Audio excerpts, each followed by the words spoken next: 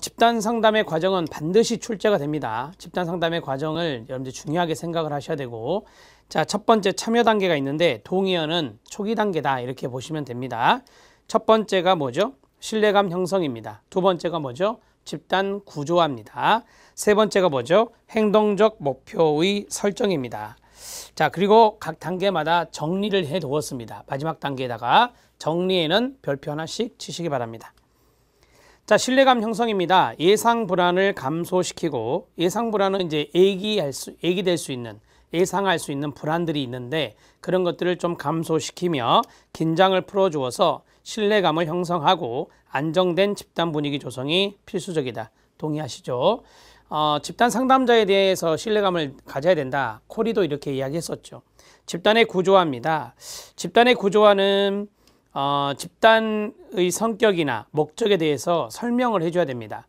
우리가 이제 상담할 때 상담의 구조화 작업을 한다 그러죠. 초기 때. 마찬가지 집단 상담도 처음에 집단 상담의 구조화를 해줘야 됩니다. 집단의 목적이 어떤지, 그 다음에 집단의 성격은 어떤 것인지 설명을 해주고, 집단 상담자의 주된 역할에 대해서도 언급을 합니다. 저는 이러이러한 역할을 할 겁니다. 이렇게. 자, 그 다음에 집단의 기본 규칙과 유의사항, 이런 것들을 전달해야 되겠죠. 지금 여기, 느낌에 초점 두기, 그 다음에 비밀보장. 비밀보장은 어떤 것을 유의해야 되는지, 한계는 무엇인지 이런 것들을 설명해야 되겠죠. 자, 그 다음에 밑에 실력 따지기 보면 집단이 성공하기 위해서 구성원들이 지켜야 될 기준, 규칙이 있습니다. 첫 번째는 이건 이해하면 되네요. 집단 안에서 일어나는 모든 일과 이야기에 비밀을 유지할 필요가 있습니다. 비밀 유지하기 현관펜 밑줄. 2번 다른 사람의 이야기나 일반적인 이야기보다는 그 다음에 현관펜 밑줄. 자신의 이야기에 초점을 둘 필요가 있습니다. 그 다음에 세 번째, 솔직한 자신의 느낌과 생각들을 나누고 끊어요. 타인의 이야기를 잘 들어야 되겠죠. 지각이나 결석이 불가피할 경우 끊어요. 미리 집단 지도자와 상담자를 말합니다. 다른 구성원들에게 알릴 필요가 있습니다. 네 번째, 별표.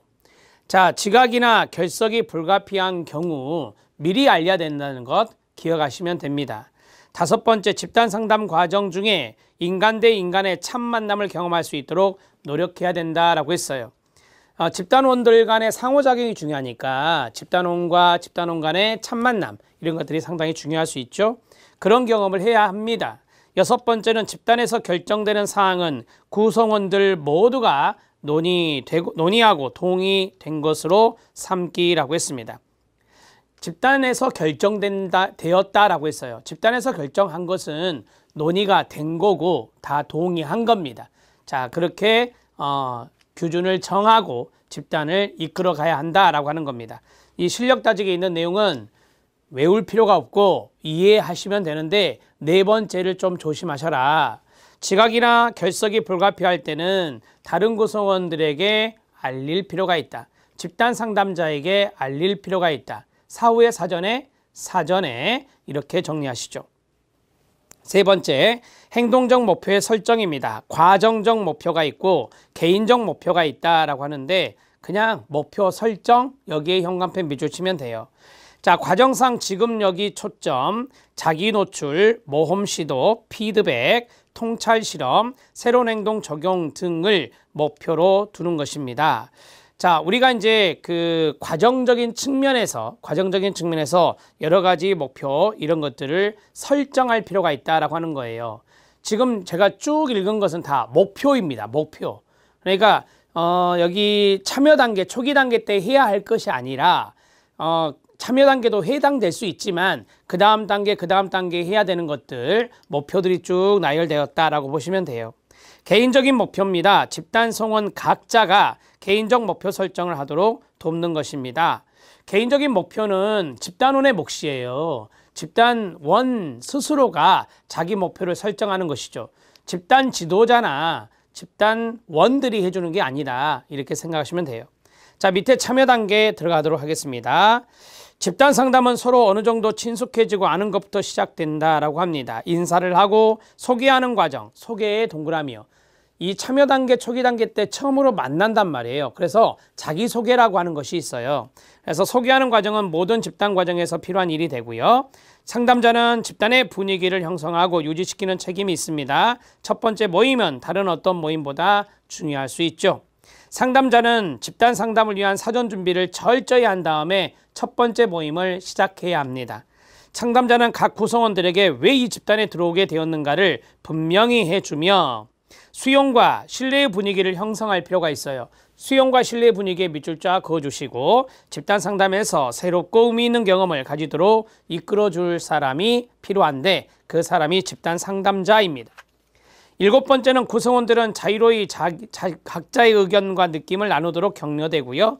상담자의 적극적인 참여가 필요하지만 그렇다고 교사와 같이 가르치는 역할을 하는 것은 아닙니다. 그 자리에 밑줄 쫙 그어주세요. 아무래도 집단원들이 처음 만났으니까 상담자가 앞에서 주도적으로 해줄 필요가 있는데 그렇다고 해서 지시하고 가르치는 역할을 하는 것은 아니라는 것을 기억하세요. 자, 그 다음에 8번째 별표 치시고요. 9번째, 상담자는 내담자들로 하여금 스스로 집단의 규범을 지키고 앞에서 했던 기준들 있잖아요. 그것들을 말합니다. 상호 협력적인 자세를 갖추도록 함으로써 효율적인 집단 분위기를 만들 수 있겠습니다. 상담자 자신의 말과 행동은 집단 상담의 분위기를 만들고 유지하는 데 도움이 되는 것이어야 됩니다. 그래야 상담자에게 신뢰감이 형성될 수 있는 거예요. 집단 상담을 시작하는 방법이나 집단 구성원들이 서로 경험을 나누도록 하는 최선의 방법이란 없으며 부단히 자기 노력이 요구된다라고 했습니다. 12번째, 상담자 자신의 경험과 개인적 특성을 살려 나름대로 자기 것으로 개발할 필요가 있습니다. 이제 2번째 과도기적 단계 들어가겠는데요. 거기에 별표 2개 치셔야 됩니다. 과도기적 단계가 잘 출제가 됩니다. 앞에 참여 초기보다는 이게 잘 출제가 되니까요. 자, 거기에 보면 동그라미 1번이 뭐죠? 의존성의 밑줄. 동그라미 2번이 뭐죠? 저항의 밑줄. 동그라미 3번이 뭐죠? 갈등의 밑줄. 동그라미 4번이 뭐죠?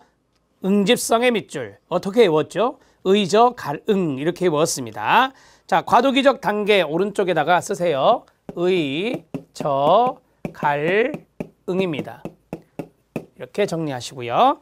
자, 안정되고 신뢰가 느껴지는 집단 분위기를 조성해서 이어지는 작업 단계를 준비하는 단계가 되겠습니다. 그 다음이 작업 단계잖아요. 그래서 작업 단계를 준비하는 것이 과도기다 이렇게 생각하시면 되고요.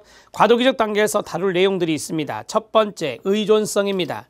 집단 상담자가 집단을 주도하고 지시, 충고를 하며 평가해 주기를 기대하는 끊어요. 의존성을 다루어 줄 필요가 있어요. 집단원들은 집단 상담자가 다 해주기를 바랍니다. 지시해 주길 바랍니다. 이런 게 의존성인데 그런 의존성을 다루어 줄 필요가 있고요. 상담자가 집단원의 의존 행동을 조장할 수도 있으므로 상담자 자신을 탐색해보는 작업이 필요합니다. 집단 상담자가 혹시 집단원들이 의존하는 것이 내가 무엇인가 잘못해서 그런 거 아닌가? 내가 너무 주도적으로 하고 있나? 이런 것들을 자기 스스로 성찰할 필요가 있다는 겁니다. 니은 별표. 집단원 간 상호작용 시에도 집단 상담자를 향해 말하면서 집단 상담자의 시인과 수용을 기대하게 됩니다. 집단원들이요. 자, 그 다음에 리을입니다. 집단 상담자는 집단 활동의 책임을 점차 누구에게 이양해야 돼요? 그렇습니다. 집단에게 이양할 필요가 있는 거죠. 그래야 의존성을 줄여나갈 수 있으니까요. 2번째, 저항입니다.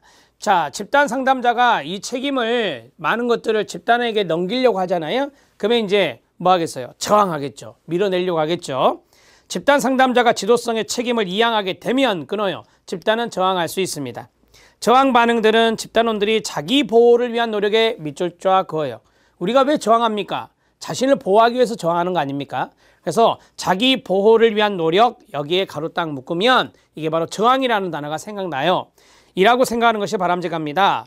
자, 니은 집단원들이 집단에서 어떻게 처신할 것인가를 탐색하는 과정에서 나타날 수 있습니다.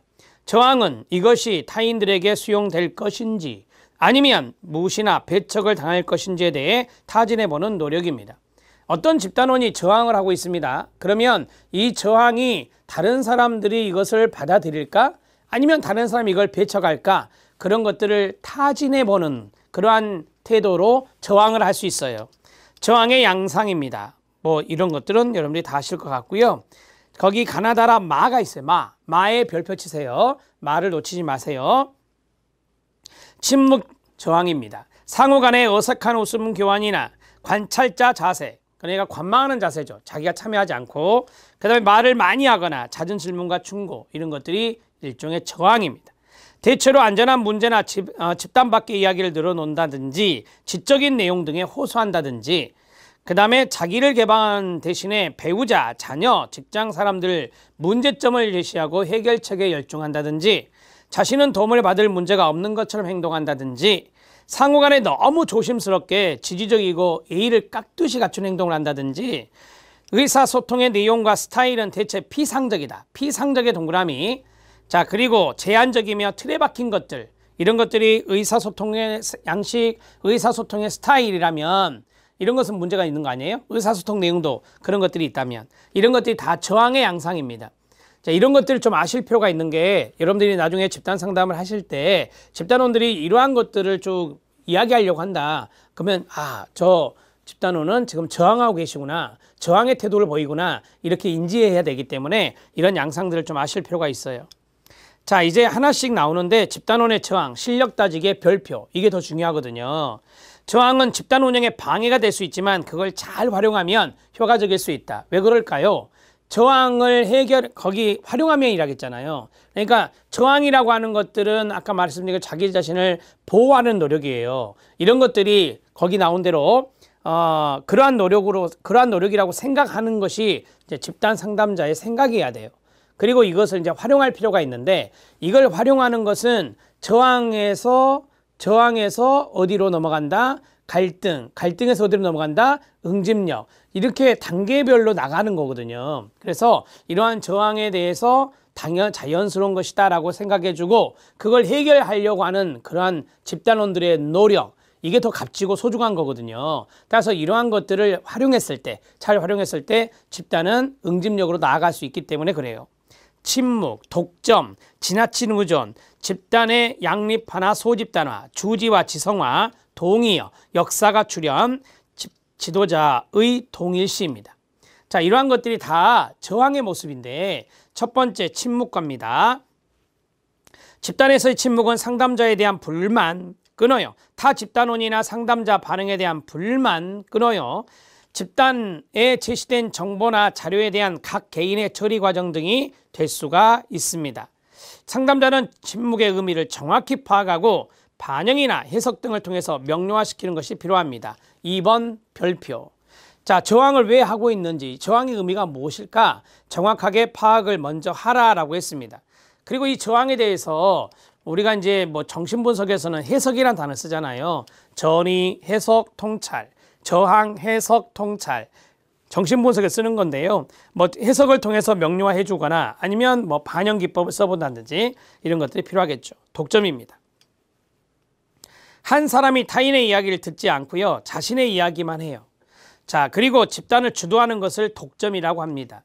이것도 앞에서 말씀드린 대로 저항이라고 말씀드렸죠. 말을 많이 하거나 잦은 질문과 충고, 이런 것들. 자, 그 다음에 지나친 의존입니다. 집단 초기에 집단원은 상담자가 자기에게 무엇인가를 지시하고 해결해 주기를 기대하는 현상이 자주 일어난다 그랬어요. 지나친 의존도 저항이거든요. 그 다음에 집단의 양립화나 소집단화입니다. 집단이 2개 또는 그 이상으로 분리돼요. 이걸 뭐라 하죠? 하위 집단이라 하죠. 집단 전체적인 역동이 이루어지지 않고 소집단별로 전체와는 다른 주제에 대해 이야기하거나 때에 따라서는 전혀 집단에 참여하지 않고 침묵하기도 하는 현상입니다. 우리가 이제 그 집단이 한 8명, 9명이 있다. 그런데 한 3명이 유독 친해요. 그래서 전체 집단 주제하고 어긋나는 이야기를 많이 한다. 그럼 이거는 이 하위 집단의 저항입니다. 그래서 집단이 소집단화 된다든지, 물론 소집단이 다 나쁘다는 건 아닌데 이 소집단에서 저항이 나타날 수 있다는 거예요. 양립화되는 것도 문제가 되고. 주지와 지성화입니다. 집단에서 자신의 내면적인 세계를 개방하기보다는 가로 지적인 토론. 집단 상담은 말 그대로 자기의 내면에 있는 거를 이야기하면서 성장을 목적으로 하는 거거든요. 지적인 토론을 하는 것은 아니에요. 그건 토의 집단이라고 앞에서 배웠잖아요. 토의하려고 온 게 아니에요. 그래서 지적인 토론을 막 하려고 하는 사람들이 있거든요. 이런 것이 바로 주지와 지성화다. 역사가 출연입니다. 집단에서 옛날 이야기하는 사람도 있어요. 옛날에 일어났던 일, 떠난 사람에 대한 이야기하는 거, 이것들이 바로 예전의 이야기를 한다. 그래서 역사가 출연이라고 합니다. 지도자의 동일시입니다. 특정 집단원이 상담자 역할을 맡아 다른 집단원에게 질문하고 충고하는 현상입니다. 한마디로 말하면 집단원이 막 상담자 역할을 하려고 하는 사람들이 있어요. 이러한 사람들이 바로 지도자와의 동일시하는 사람이에요. 이런 것들도 저항이라고 보는 것입니다. 이해되십니까? 집단원의 저항은 좀 정리를 해야 돼요. 여기 집단원의 저항이 있는데 이 집단원의 저항에서 큰 타이틀만 보세요. 첫 번째는 침묵입니다. 침묵. 자, 이 침묵이 있을 때 집단 상담자는 자, 거기 나온 대로 의미를 좀 파악해라. 왜 침묵하고 있는지. 그 이유는 생각하기 위해서 침묵할 수도 있어요, 여러분. 그래서 침묵의 의미를 파악하고 거기에 대해서 반영이나 해석을 통해서 명료화해 줄 필요가 있다. 이렇게 정리를 하시면 돼요. 자, 두 번째는 독점이죠, 독점. 자, 자신의 이야기를 너무 많이 하는 거예요. 자기 이야기 지나치는 거예요. 자기 이야기 지나침. 이런 것들이 독점이 됩니다. 자, 그 다음에 세 번째가 지나친 의존. 이건 그대로 이해하시면 되니까 지나친 의존 그대로 쓰시고요. 그 다음에 세 번째가 집단의 양립화.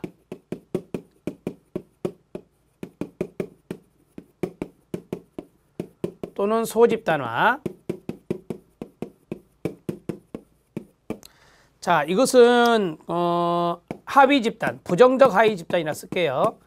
부정적 하위 집단. 집단의 저항이다. 이렇게 보시면 됩니다. 이렇게 정리하시고요. 자, 그 다음에 주지화가 있다. 주지와 지성화는 지적인 토론이라 그랬죠. 지적인 토론을 많이 하는 사람들이 있다. 이런 사람들이 주지화를 보이는 거고요. 그 다음에 역사가 출연. 자, 역사가 출연은 옛날 이야기하는 사람들이 있어요. 옛날 이야기 전개하는 사람들, 이런 사람들이 바로 역사가 출연이라고 합니다. 집단 상담은 지금 여기 느낌에 초점을 두는 게 더 좋거든요. 그 다음에 지도자와의 동일시.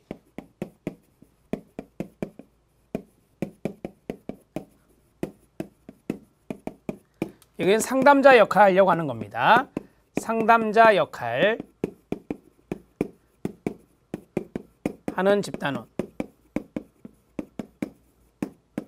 이렇게 해서 여러 가지의 저항들이 있어요. 이 저항들을 잘 기억해 놓으십시오. 출제 포인트입니다.